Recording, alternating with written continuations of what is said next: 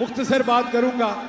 सबसे पहले तो सलमान साहब, आपने कुछ नारे लगाए, उम्मीद करता हूं आपको नंगा नहीं किया जाएगा। अगर करने की ख्वाहिश है तो आपसे गुजारिश है, सलमान साहब नंगे अच्छे नहीं लगेंगे। अली नवाज अवान जरा बेहतर जसामत रखते हैं, हमारी तरफ से वो पेशे खिदमत हैं, आप उन्हें नंगा कर सकते हैं, क्योंकि शौक तो आपने पूरा करना है।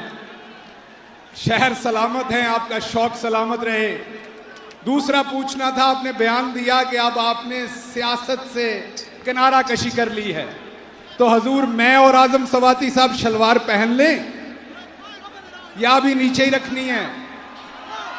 क्योंकि वो ऊपर उठा उठा के फिल्में बनाते थे, मुझे भी नहीं पता था मेरे पीछे या आगे कोई ऐसी खास चीज लगी हुई है जिसमें से कुछ निकालना है, कोई न्यूक्लियर बम में इस्तेमाल होना है, हिंदुस्तान के खिलाफ हमने इस्तेमाल करना है उसे।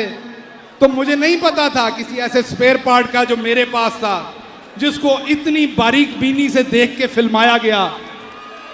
तो अगर अभी ख्वाहिश बाकी है तो अभी काफी सारी क़यादत बाकी है। इमरान इस्माइल साहब बैठे हुए हैं, तो अभी काफी क़यादत बाकी है। आपने शौक फरमाना है, अगर आपने बताना है।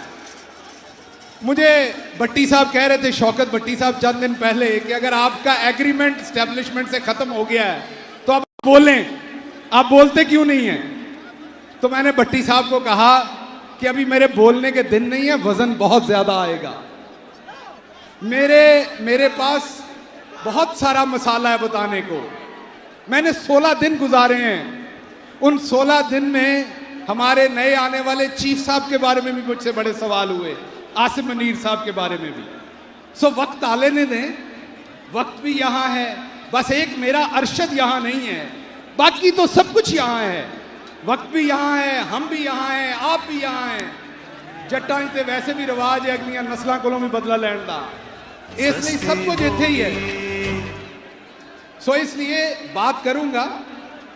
अभी मुझे यहाँ पर बात की गई जनरल फैसल साहब पे, मैं नहीं मानता कि उनका इतना कसूर है। वो तो किसी से मिलेंगे, वो भी डायरी में लिखेंगे कि मैं फलां पॉलिटिकल आदमी से मिला हूं। ये कैसे मुमकिन है कि बाजवा साहब के अहकामात के बगैर वो मुझे और आजम सवाती को नंगा करें?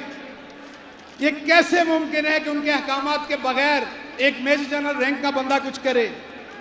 इसलिए अभी क्योंकि आपके जिस्म पे वो वर्दी है जिसका हम बड़ा एहतराम करते हैं, मैं ये भी मानता है कि तुहाडे कुटदे भी हैं, तो क्योंकि तुसीं कुटदे बड़ा हो, मैं मुनाफकत नहीं करांगा, लेकिन असल गल ये कि तुहाडे जिस्म ते वो वर्दी है जिहदा एहतराम करते हैं। सो ये लम्हा गुजर लेने दें, ये लम्हा आप जी लें।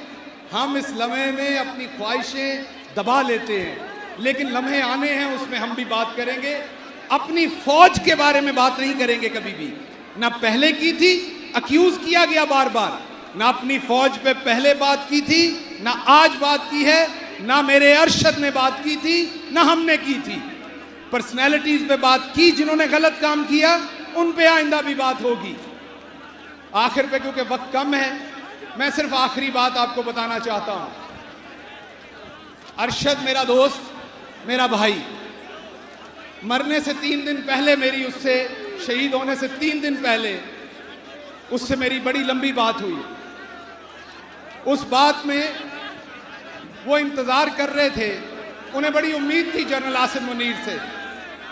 मुझे उन्होंने खुद बताया कि चांसेस हैं या जनरल आसिम मुनीर आएंगे या जनरल साहिर आएंगे, ये दोनों आए, ये हमें इंसाफ देंगे, ये दोनों आए पाकिस्तान में सुकून होगा, ये दोनों आए पाकिस्तान में लॉ और सियासत और डेमोक्रेसी का बोलबाला होगा। आसिम मुनीर साहब आप आ चुके हैं, अरशद शरीफ की आवाज बंद की जा चुकी है, उसे आपसे एक सेकंड सर, ठीक, उन्हें आपसे बड़ी उम्मीदें हैं। सो मेरी आपसे रिक्वेस्ट है कि आपने उन्हें इंसाफ फराहम करना है। अगर कोई गलत एक्यूज हुआ है तो बिल्कुल वो बरी हो जाए, सही एक्यूज हुआ है तो उसे सजा मिले। मैं इसके साथ ही आप सबसे इजाज़त चाहूँगा, आपको कप्तान का साथ देना है पाकिस्तान की हकीकी आज़ादी के लिए। अगर आप आज नहीं निकलेंगे तो आने वाली जो हमारी नस्लें हैं वो गुलाम रहेंगी, या अगयार की या यहाँ पर और आज़ादी आपको घर बैठ के नहीं मिलनी, उसके लिए कीमत देनी पड़नी है, शायद उसके लिए आपको नंगा भी होना पड़े।